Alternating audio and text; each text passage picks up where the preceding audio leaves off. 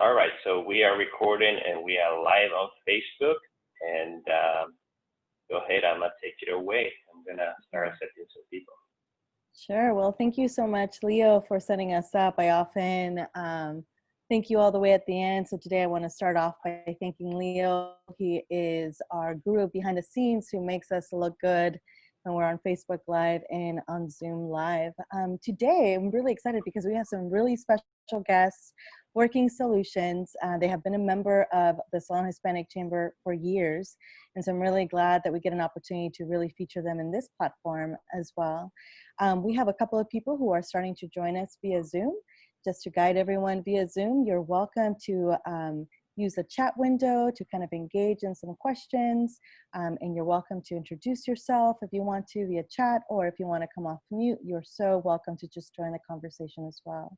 For those who are joining us via Facebook, you are welcome to submit questions in the comment section. We will be monitoring as we go along, and we will do our best to kind of bring those questions into this conversation. If there's something that we are unable to answer during the live, we will be following up on those comments to make sure you have your questions answered. And this recording will also be made available at a later time so that you can share with people you think will really benefit from this conversation. As always, one of the things that I remind everybody is that this conversation is being recorded. So you're welcome to stay on mute or stay with your video off if you don't feel comfortable in sharing that at this time. The next slide will talk to us, we'll share a little bit of our community norms here. So we ask everyone, we understand, I am so grateful you're all taking a bit of time today to kind of join us and engage in this conversation. I know it's many of you are coming from work or from doing other things that have taken up some of your energy already. So one of the things that we ask is that you just stay engaged in this topic during this moment, and so that you can lean in and ask some questions that you were unsure of before, that we might be able to get our experts here today to kind of answer for you. We ask you all to embrace some new learning. This is why we're here, to make some connections and to expect and accept non-closure. And what that means for us is that if we are unable to reach every item or topic or question, we will make sure we tie the loop at a little later time as well. Moving on, one of the things that to the next slide, I think, or is this the last one? There we go. So the next thing that I want to do is simply hand over our virtual microphone to Working Solutions and have them introduce themselves and tell us a little bit more about who they are. Go ahead. Ever and TT, perhaps you may want to introduce yourself before we hand over your share the screen. So Ever, why don't we start with you? I'm Ebere. I am with Working Solutions, and my role there is Business Development Officer.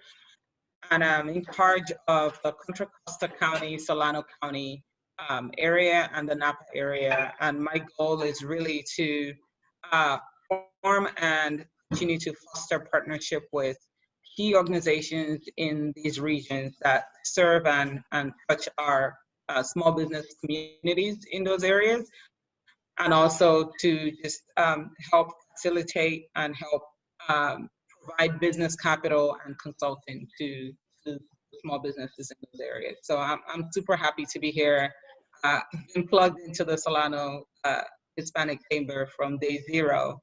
And I've just been super impressed by your genuine care and outreach. Like, you guys are just killing it, and you're doing it from the heart, and it makes a difference. So thank you so much for all that you do. Thank you. TT, a few words? Yeah, thank you for having us on this virtual chat. Definitely just echo all that Ebere has mentioned about our work. I am the director of lending and consulting at Working Solutions, and I support our programs team. And I'm just here today to also just be part of the conversation. I think we all need to engage deeper and to see the challenges and bring some resources to the table and also learning to hear what's going on from the front line. So I will just be here listening, and Barry will be leading on the presentation, and at the end, I'm looking forward to also being part of the conversation as we chat. Thank you for having me. Sure. And Everett, I stopped sharing my screen, so you should be able to share now. And then perhaps you can tell us if you would like people to ask questions during the presentation, or if you'd like the questions to be held at the end. It's up to you. Either way, either one is fine. We can actually, yeah, I can go through the presentation and then we can do Q&A. And I'll be happy to address the questions then, yeah. All right, take it away then. Awesome. So I am going to get started. And so, like we already introduced ourselves, we are Working Solutions, and a little bit about what we're going to talk about today is, of course, give you an overview of what we're about and who we are, and then really go into what we've been doing around COVID-19 response and some of the things that we have done and continue to do to support not only our clients, but just the small business community in the Bay Area at large. And then today, we really kind of want to rest on where, as small business owners, of course, funding is something that's always going to be an important topic. And given that the climate that we're in now, there are different types of funds that are available. And we have the PPP, the EIDL, grants, et cetera, and loans. And so in order to thrive and not just survive in this season, I think it's very important that small business owners are aware of what they need to be thinking about before they get into any kind of debt. And so once we go over that, we'll go into Q&A, and this is where PT, my director, will also be available to address any questions as well, just any comments. And so a little bit about us. We've been in business for about 20 years now, and our very famous tagline is "First to Believe." And really, first to believe in small businesses, because when you are looking and thinking about the world of small business, startups are high risk, right? And so because startups are high risk, we are an organization that essentially focuses on serving startups and also making sure that they have what they need to survive. And we not only focus on startups, of course, we focus on businesses in general, but we're the first to believe because we decide and we choose to not take a look at the metrics. We like to listen to people's stories. We like to come alongside people and help them actually see their dreams become a reality. And so that's something that I can say we pride ourselves in doing, and we've been doing that for 20 years now. And we're a nonprofit, and we are part of what you call a CDFI, which is Community Development Financial Institution. And our goal, when we really say it's nonprofit, it really is. We're very mission driven. Our goal is to serve and reach small businesses within the Bay Area that otherwise wouldn't have access to what they need to make their business dreams come to pass. And so we do that by providing affordable capital and customized consulting and community connections to the entrepreneurs that we serve. And we focus a lot on serving people of color, low-income people that maybe belong in the low-income socioeconomic status, women in business. When you think about groups of amazing people that we have that have different reasons being marginalized or don't have access to capital, that's who we want to reach and touch. And of the businesses that we serve, 85% of our survival rate that we've seen is that we've seen is 85% after 5 years. And this is huge because typically the national statistics for that is 50%. And so what this is saying is our model works, that when you provide people with the financing that they need and the technical assistance that they need, right, that you provide them with the mentorship and the tool and the community that tells them you're not alone, you actually can see that people thrive longer and they're able to build a successful business on the long term. and we have a 96% repayment rate. And we boast about these, and the reason is because in the financial industry, these are not expected.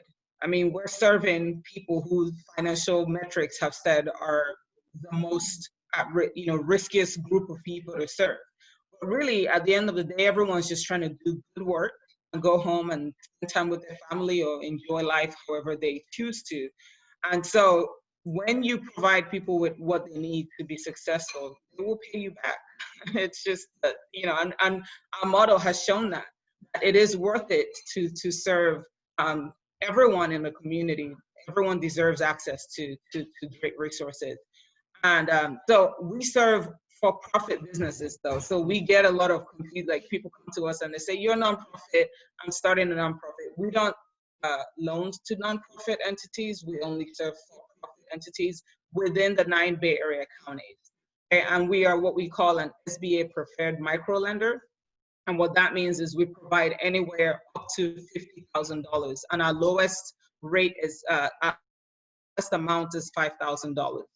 And the other thing that makes us very unique, like I already talked about earlier, is we focus on startups and early stage businesses. And this is unique, right? A lot of you that are out there know that if you are a startup, there are not a lot of financial institutions lined up ready to give you money because you are, it's considered high risk, but we want to take that risk with you and we want to believe alongside you your dreams to come to pass.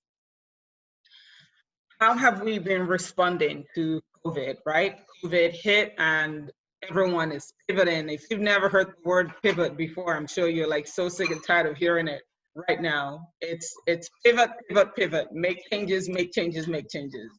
And say life is full of changes, but until it hits the way that COVID hit, it never really hits home, right? So some of the ways that we have responded as Working Solutions, because it's important for us to model also what we want to channel outward, inwardly as well. So first of all, making sure that our team, our staff is safe and supported, right, is something that that was very important for us and for our leadership. And then supporting our loan clients with payment deferment and advice on the resources that are available to support them in this time was something that we prioritized. Proactive welfare check-ins, we dedicated time to not only send out generic, we weren't sending out generic emails, we were calling people and having heart-to-heart conversations and asking, how are you doing? How can we help? And a lot of times, especially remember how like when PPP and EIDL, everything was kind of like all over the place. And those calls were just the call alone and being able to talk to someone was very helpful. To say, man, it just feels good to connect to someone that cares. And so we've had a lot of that. And both our clients and the other small business community, we've been maintaining an up-to-date online resource guide. And this is where we outline, say, grants that are available, all the different grants, that has been circulating in this season. And we've collaborated with, say, the Oakland City, for example, to facilitate grant dispersal. Oakland wanted to give money to small business owners, and they partnered with us to make that happen. And so this online resource guide just essentially provides everything that a small business owner would want to use to navigate this climate in this time. And of course, like I said, we worked with Bay Area cities to get some of these grants to the businesses that truly need them. So just going a little bit more into our product and what we offer. Again, that $5,000 to $50,000 microloan. It's a microloan if it's $50,000 or below. And we have what we call emergency recovery loan. We have a COVID-19 specific recovery loan that has lower interest rates and just lower and more favorable parameters and requirements that will help businesses that have been negatively impacted by COVID. And of course, like I said, small business grants, it's not something we do a lot, but it's something that we, when the opportunity comes, we like to take advantage of that. And then, of course, a big thing that we do is free one-on-one technical assistance to the clients that are approved or receive loans from us. So we don't offer technical assistance to everyone in general. We partner a lot with SBDCs, for example, when people come and they're looking for help and ideas around how to navigate the business world or just get their businesses started. We send them to the SBDC. And then once they get the loan from us, we work with them to take them through the process, because it's not just about the finance, having access to the finance, but it's also about having access to the technical knowledge to run your business and build a very healthy organization. This is another overview of what I just talked about. Loan terms, anywhere from 3 to 5 years is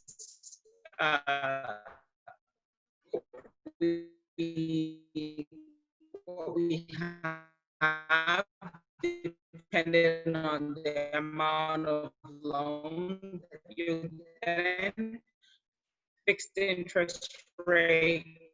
One of the things that makes what we do ideal and helps us to navigate what we do is removing, or no minimum. You don't need to have any particular credit score. There's no credit score required in order to get a loan from us.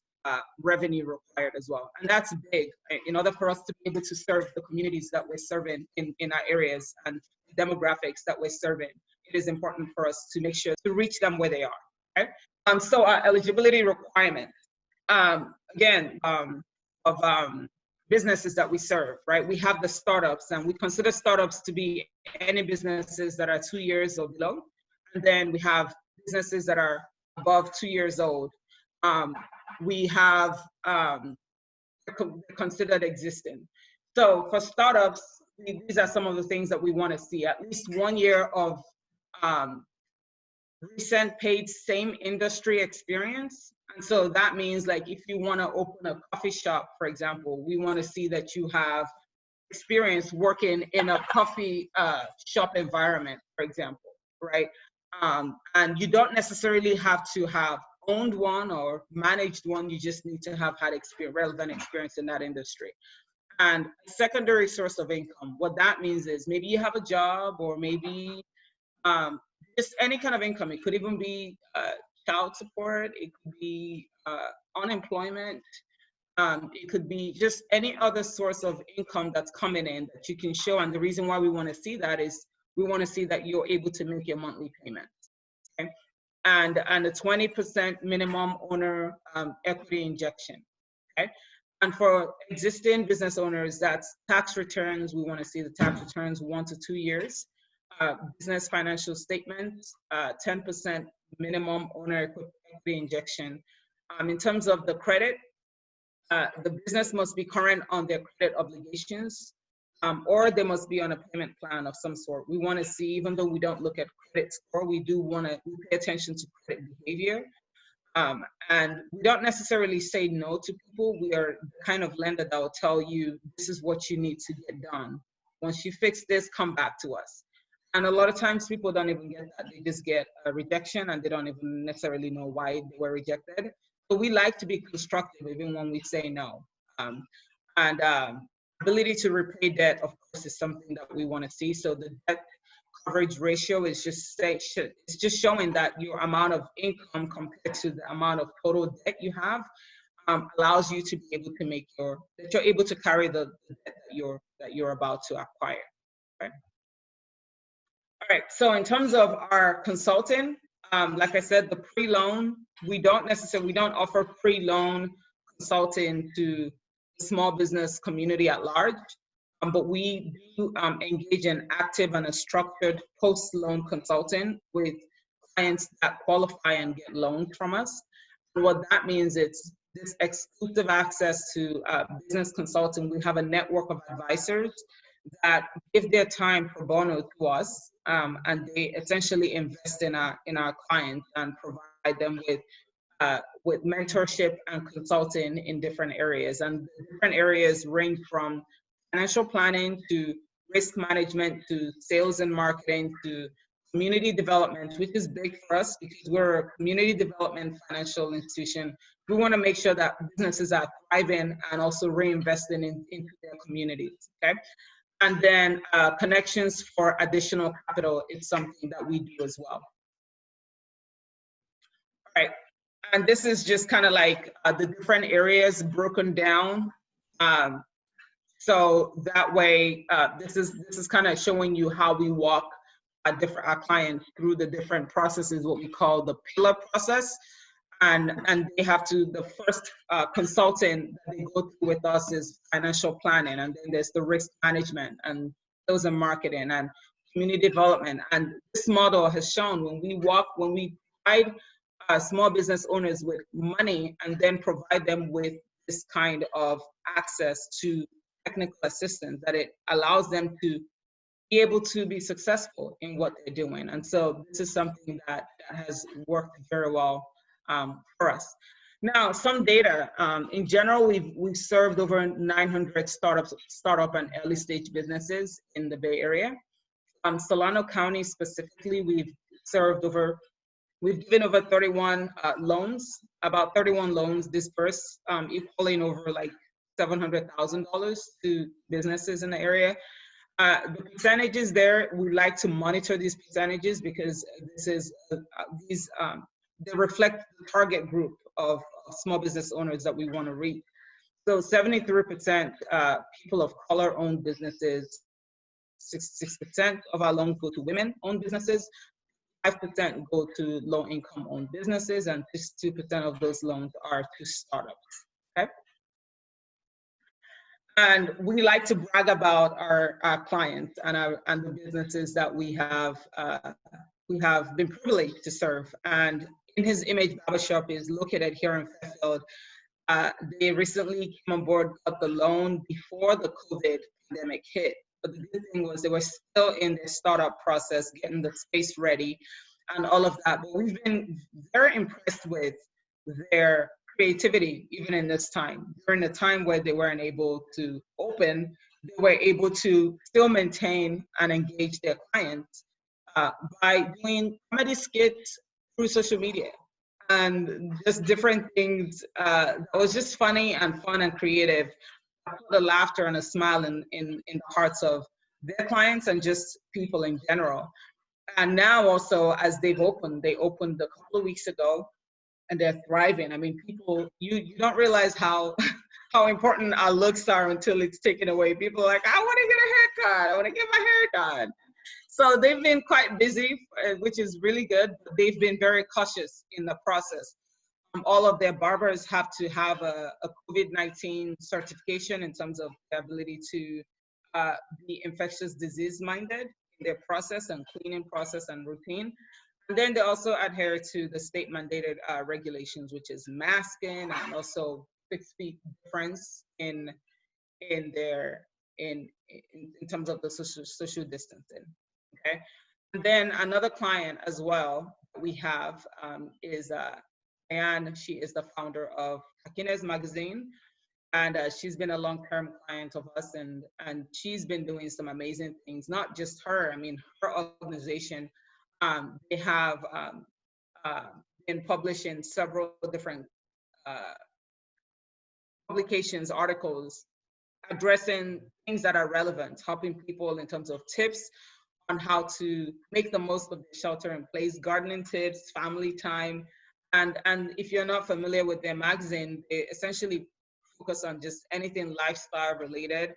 And they look at like Martinez, Vallejo, Benicia, just anything on the strait and all the towns that bother that area. So it's I love kind of reading some of their articles. And so they've been relevant in this time in terms of just helping people to stay safe and healthy and stay home when necessary. And while you're home, what can you do to make the best of your time? So now going into general like tips in terms of how do you not only survive, but how do you thrive when you're looking in terms of your finances and your business, right? And cash flow is king. They say cash is king. That has never been truer, right? In this time, you want to make sure that you are reducing and minimizing cash flow so that you are saving. You're not like boxed up or put against the wall, so to say, that you have some liquidity and some flexibility to handle, just because we're in times where things are changing and unexpected things are happening. And so you want to make sure that you are reducing your cash flow so that you can actually keep, you can save more and be more prepared for unexpected events. Of course, applying for all the federal relief funds that you qualify for. Because of the client base that we have, one of the things that we've been hearing is a lot of the clients that we've been reaching, the small businesses, don't qualify for, or what they qualify for is very little compared to what they need. But still, we encourage people to try it out and know what, and see what you have available when it comes to the federal relief funds. And the reason is because they're the lowest interest rates available right now, right? And you also have the chance of potentially having that debt forgiven for the PPP. So I think it's definitely worth still looking into. Of course, some of them are maxed out now, and so it's just paying attention for in case more opportunities come up. Start rethinking how your business model could look after shelter in place. As people are opening, businesses are reopening again. We're being hit hard with the fact that it's no longer business as usual. Things have to change, right? And whether or not we like it. And so the question is, how can we actually spin this in a positive way and really begin to think of ways to thrive and begin to be proactive about some of the changes that we're having to implement. And of course, stay informed. I feel like we've been super privileged and blessed to be in a time where we don't have a paucity of resources when it comes to anything that you need to know about in this climate. There's a webinar for it. There's an article for it. Take advantage of it. I mean, what the Solano Hispanic Chamber is doing right now is adding to that wealth of knowledge, right? And so we can't say, oh, we didn't know, or we didn't have access to that information, because now even conferences that used to be paid now are free. You just take advantage of it. We shouldn't take these things for granted because they're very, very important. And if you're not learning, you're not growing. And it's important to keep learning. And as small business owners, where you're the one thinking and wearing all the many different hats, it's very important that you make time on your calendar to learn. Because otherwise you're just going to be old news by the time it's just, things are changing so quickly. So stay informed. And for me, mental fitness is key, because honestly, if you are not mentally fit, everything else is on a rocky foundation. You want to make sure that you're showing up with your best you every time you show up. And that means you have to take care of you. You have to take care of you. And what's important is you. Family is key in this time and in this season, right? And taking care of your body, just listing some of those steps there, eating healthy, getting good sleep. I know it sounds like a myth, especially if you're a small business owner, but you really, really have to make time for it, or else your body will make you get some sleep. You don't want your body telling you time out. You want to make sure that you carve that into your schedule. And of course, exercise, meditate, have fun, you guys. Like, have fun. Like, research has actually shown that fun is good for you. It's really good. Like, it doesn't need to be, and it's not okay to make it work related. You cannot have fun doing work related. Like, it needs to be not work related. You need to feel like you're wasting time. Like, you know, when you're doing stuff, you're like the very workaholic part of you is trying to talk you out of it. You think you're literally lighting time on fire. No, that's the kind of fun you want to have. Like, have fun with your family, have fun with your friends, have fun with yourself. And just to make sure that you're making time for that. And of course, staying connected is key. I can't tell you, for me personally, how many times those phone calls have been very important for me in this season. You just know that I'm not alone. We might not necessarily have the solution. We might actually just whine through the whole phone call and just complain. But it's better to complain with somebody else than complain alone. So just being intentional to connect and just telling yourself like you're not alone. It's very, very important for your mental fitness. Okay, and now going into some responsible borrowing tips. If you're in a space right now where you are considering borrowing some money for your business, we kind of gathered some tips from Fundbox. And Fundbox is actually a fintech company located here in San Francisco, and they use data analytics and just some really cool engineering stuff to provide all the resources and provide content that will help you as a small business owner thrive in your business. So if you search Fundbox, they have lots of cool stuff there. Make sure you take advantage of them. But one of the tips that they provided, for example, give me 1 second, one of the tips that they provided is one, to start by building a solid foundation with your vendors. Okay, because that's an honest truth, is that if you have good relationships with your vendors, chances are you're going to get better pricing, right? And if you are able to control that part, then at least you know that you're not wasting money on things, you're not paying too much for things that you could pay less for. And so starting there, everything really is based on relationship. I think that's one of the things, if anything, I've been hearing from a lot of the small business owners going through and navigating funding in COVID times. For example, just cold calling a bank, you better have a relationship, for example, with someone at your bank, you know, that, because that's what's going to count at the end of the day, is when people are able to connect with you on a relational level. It makes a whole lot of a difference. So definitely build a solid foundation on the business with the vendors and people you do business with. Using a loan calculator, planning is key. Planning is important for you in this season. So you want to make sure that you are able to forecast ahead of time to see what you need, what you can afford, what will the monthly payment look like. There are lots of different loan calculators available out there, and so you can definitely make sure you take advantage of that. Know your debt to income ratio, and what this means is just you're taking all the debt that you have and you're dividing that by your income. And banks and just financial institutions will be taking a look at this, because if your debt to income ratio is high, that's not a good thing, right? That means you have too much debt compared to your income.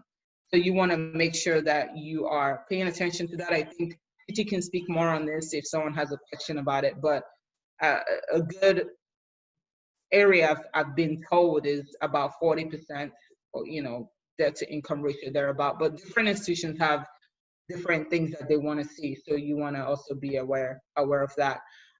Giving yourself a financial cushion is good. You don't want to be completely maxed out where you have absolutely no wiggle room, right? So you want to make sure that that's in place.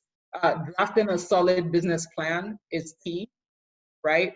Because you want to make sure that you're not running your business on emotions.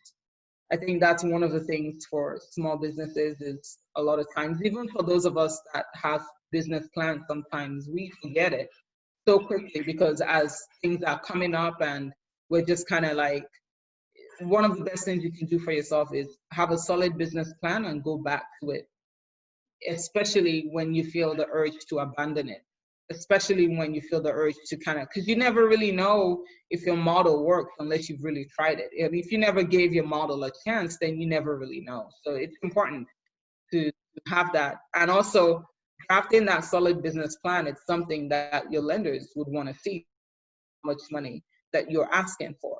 A business plan is going to be very necessary to give them some kind of give them that kind of assurance that you know what you're doing.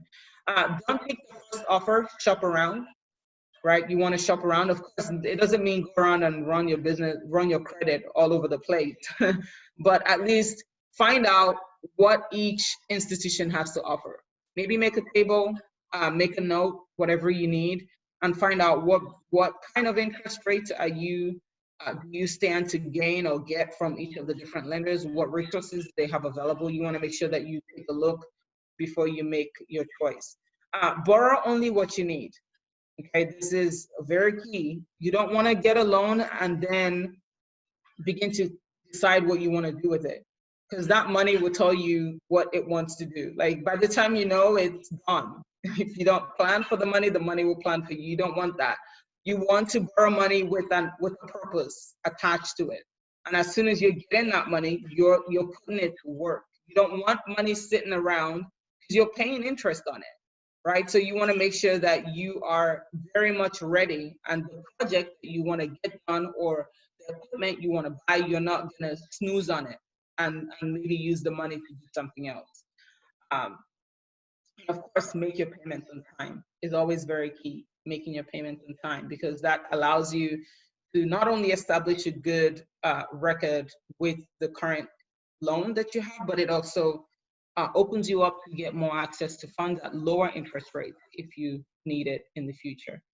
Okay, so with that said, that's the end of my presentation today. Of course, if you want to find out more about us, workingsolutions.org, and here is my personal work contact. You can email me at eberry@workingsolutions.org, or you can call me at that number and I will pick up. And if you leave a message, I will definitely call you back for sure. So thank you so much for the time.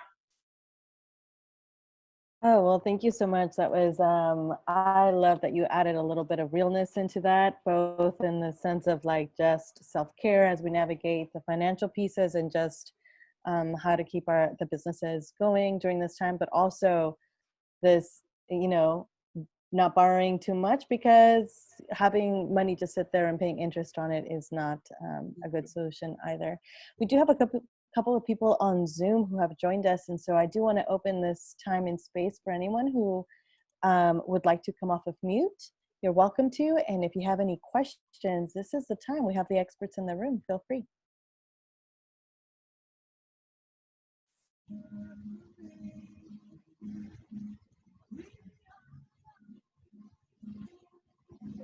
I see a couple of people coming off of mute. Do any of you have a question you'd like to ask? Sorry, I unmuted everybody just in case. Oh, I'm sorry. Someone needed help.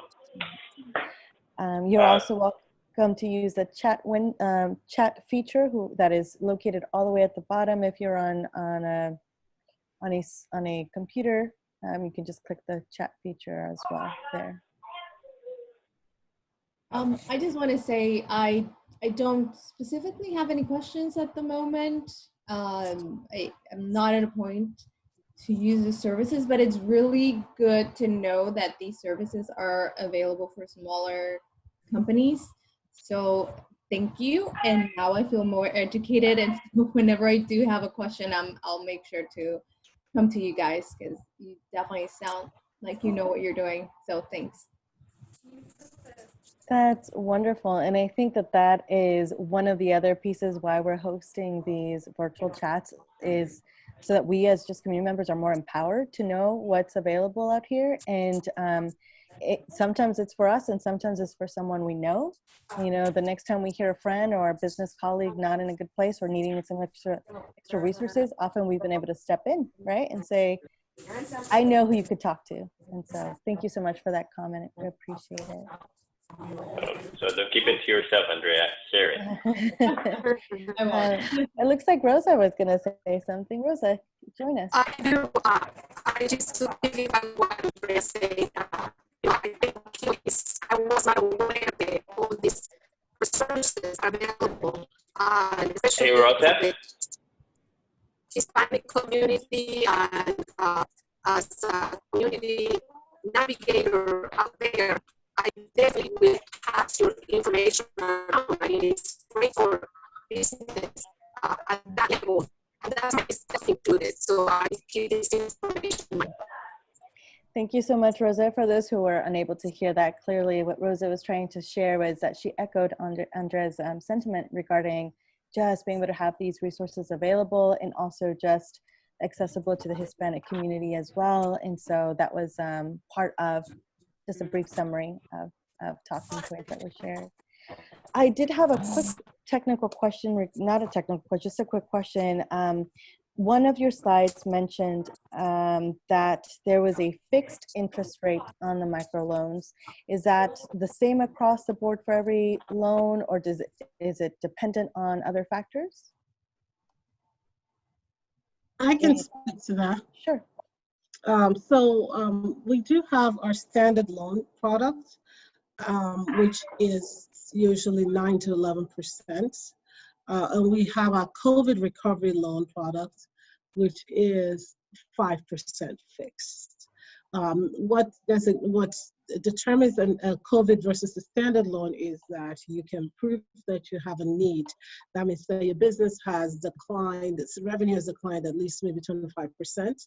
And that would help us kind of assess it. And that's one of the things that we look at. We also take other things into consideration, but those are one really kind of part of what we use to determine if you would move into the COVID loan option or kind of stay with our standard loan option. Thank you. Thank you that kind of answers that. Another question that came up was around the consulting services that are available in the post loan piece. There was a list of items that are covered, which is very diverse in regards to different needs. So that was really nice to see. The question is around how much access to a consultant is available. Is it just like one touch point based on the theme or topic in need, or is it different support levels? Can you talk a little bit more about that? Yeah, good question on that. So really, we have, for the first year, we have a quarterly check-in with the clients around the subject matters. And really the point of it is to make sure that we touch base on the key fundamentals that we believe are important for a business to kind of survive within this first year, the engagement with us. Knowing that also there could be additional needs that could arise during these conversations. And what we do is that we lean in on additional resources. A consultant is a combination of in-house and pro bono and also partner support as well. So rather than a business trying to figure out, where do I get this information? Where do I get this? We kind of act as like your general practitioner, like primary doctor, help kind of, review what's going on, make sure you're in good health. If there's something that's needed that is maybe additional, that's going to require additional time, then we recommend that you connect with our pro bono advisors around a specific subject matter. If there is something else that maybe is beyond what we have within our scope internally, then we might refer you to an external partner of ours. So really, it's kind of like a triage process, but the key is that they have a place to go to, they have somebody that they can talk to, and they have something key as a part of the curriculum that we deliver to them quarterly. Thank you. I have another question, but before I proceed with that one, I do want to once again just open the space for anybody else in the room who might have a question, or just checking chat just to make sure we haven't missed anything there either. I'm not sure if Jose Munoz was trying to say something or he had a question. No. No? Okay.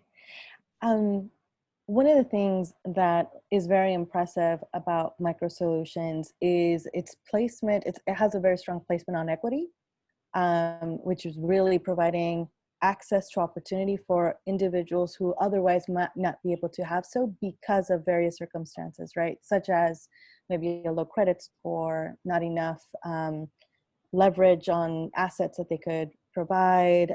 So I was very impressed by the list of items that said you could be just starting. Really, you could walk into a bank and the bank would say, are you kidding me? No way, right?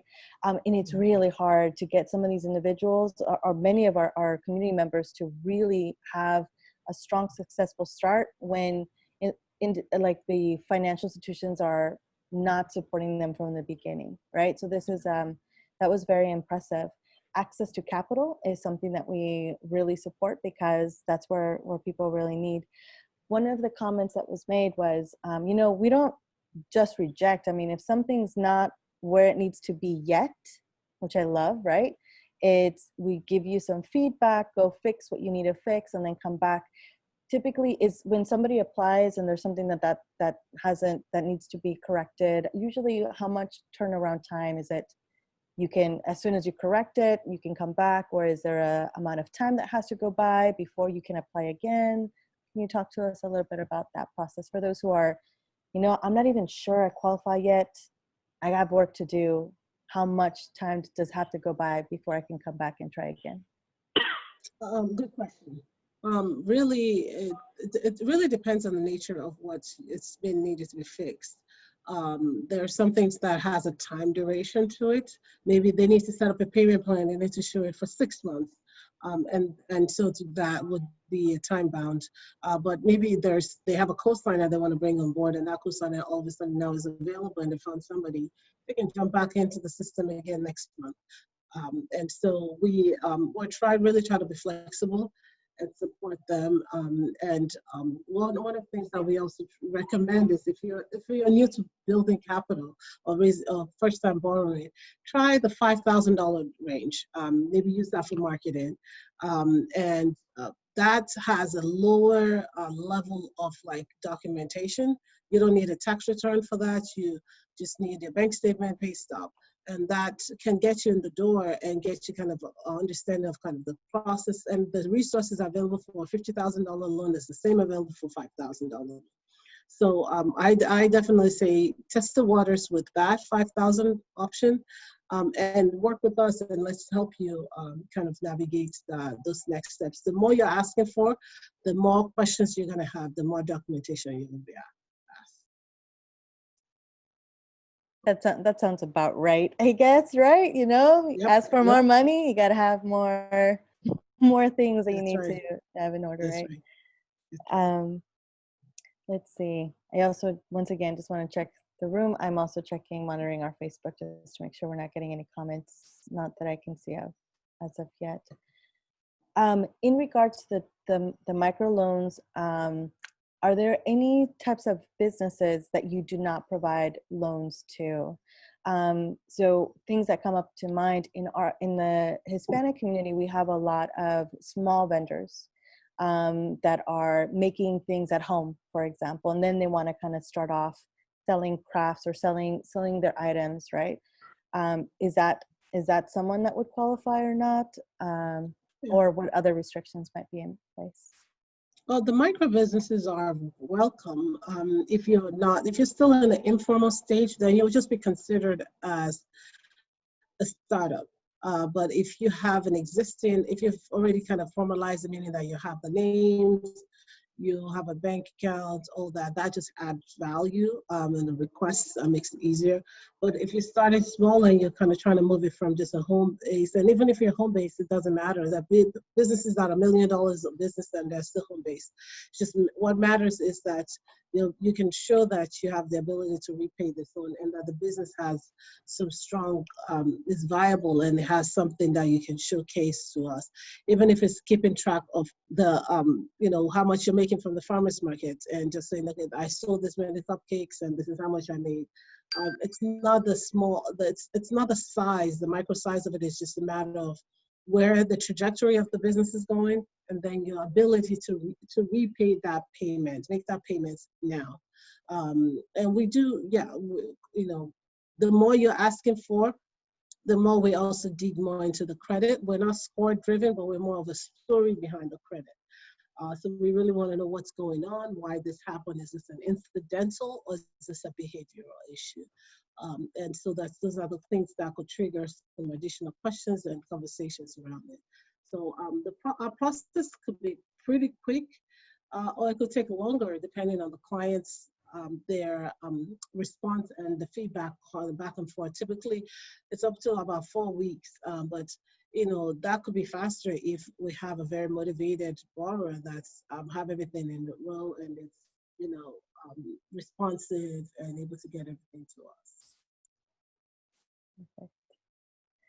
On my end, those are the questions I had written based on like the presentation I could hear. And as far as a restriction, no, I mean, like it's just a micro is no restriction. The only thing I could say is cannabis.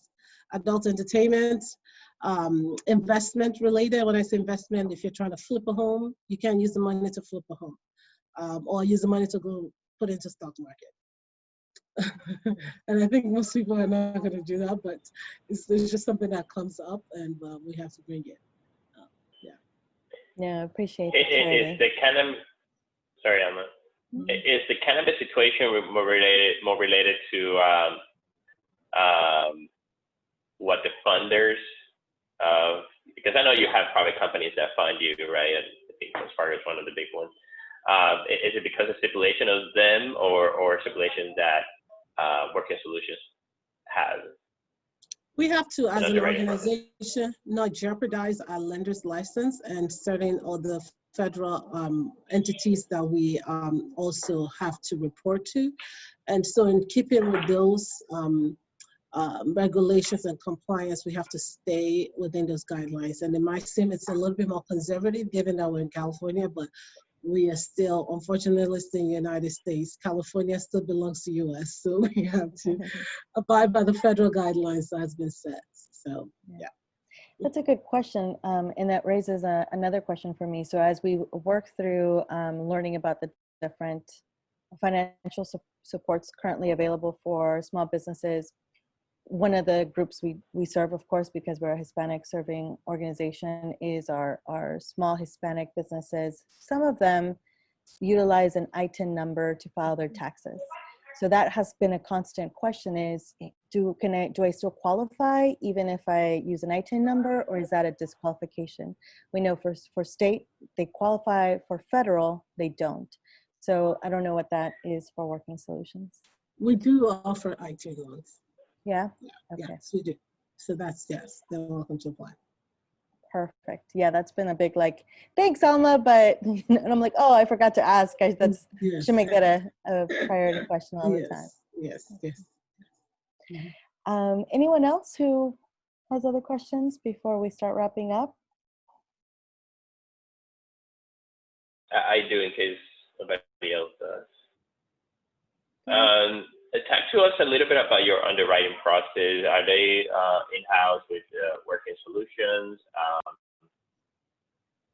Yeah. That's one of the questions. It's all in-house, so that's why it's very much high touch. We want to know who referred them, so the more referral source is great. We want to know, we sometimes we'll give them a call and say, we noticed this, can you explain more about this? So that's just because of that high touch nature, and that we want to make sure that we have reviewed everything that is important, that maybe seems unclear, rather than maybe just a systematic, like just system just goes deny, approve, next. Doesn't work that way. We actually take time to review what's going on and before a decision is made, and very much careful to know that this is lives, this is businesses, and if there's something that needs to be addressed or clarified, that we take that into consideration. And that's where someone with Everett, right, would come in place and help through that process to help understand what, if something got disqualified. I mean, mind you, from an advocate perspective as well, Everett, you may know the circumstances of the business much better, right? Because probably you know them for some time, or you met them personally. Is that typically the process what happened between underwriting and someone like you, for example, to help the business? Yeah, it's not necessarily about the personal connection, more so just the connection to their story in general, and being able to, if there is any kind of gap or anything that has a question mark, my team gets involved to reach out to the client, for example, and get more information when necessary. But the lending team and like the underwriting team, because we're also connected, it's kind of like our teams we're part of the same department, and we talk and discuss people not as numbers, but we discuss people as people and business dreams as real. Then there's not that robotic aspect. We don't have that robotic bias because we understand that people are people. So we want to get behind the stories a lot of times. And we want to make sure that even if, for example, I know the person personally, that I take away that bias from the process. Yeah. Yeah, definitely. There was a great resource that you mentioned that Working Solutions is maintaining in reference to including also grants. Would that be something that you can share with us so that we can distribute, or where can people find that? Yeah, sure. I can send that to you, but it's essentially on our website, workingsolutions.org. And here, I'm actually going to pull it up and then share my screen so that way you can see it. And the people that are, one second. All right. So let me go ahead and share my screen again so that way. One of the things about the grants that we had deployed, Working Solutions have been has the capacity to deploy grants, but we have to get the funds in. So some cities have reached out to us. City of Oakland was one, and they had a pot of money, and they wanted us to help deploy it out, and we were able to get out about $500,000 out to the community. But that's dependent on what's coming to us, because we just don't have a pool of grants available. It has to be, we're going out trying to get people, funders to also give us grants so that we can deploy it. But when that just depends on the funders' ability and the response time. So that's, as we get those, we update it on that website. And then we also share from other companies, other organizations that are also putting out grants out to the community. Yep. And so here is our website, workingsolutions.org. When you go on there, you can see where it says COVID-19 response. And there we have 3 different tabs, right? The resource guide is essentially where we have like different resources that are available. And our team that handles the maintenance of this has done some really great work to not overwhelm people with too much at a time. So if you're just interested in looking at grants and the list of grants that are available, you can click on the grant link, the loans, the webinars, all the different resources that are available. And if you need to get in touch with us for more information, we also have our contact info available there. But this is available to everyone, and lots of different businesses in this season have expressed to us just how helpful it was and has been to them in navigating COVID. Perfect. And I think this is the best resource to end our time today. I know that I want to be respectful for everyone's time. Once again, for anyone who may have questions, feel free you can contact the chamber directly, or Working Solutions directly if you want to connect with more resources. Once again, I just want to thank you both, Barry and Titi, for being here with us today. Thank you so much to everyone who joined us here on Zoom and those who joined via Facebook. And feel free to share this information, or if you know anyone who might need it, this is what we do. Let's connect. Let's continue to support each other and rise up, right? So thank you all so much for being here, and thank you all. Thank you. Thank you for having us. Thank you. We appreciate Bye, it. everyone. Thank you all. Take care. Bye-bye. Bye-bye. Thank you.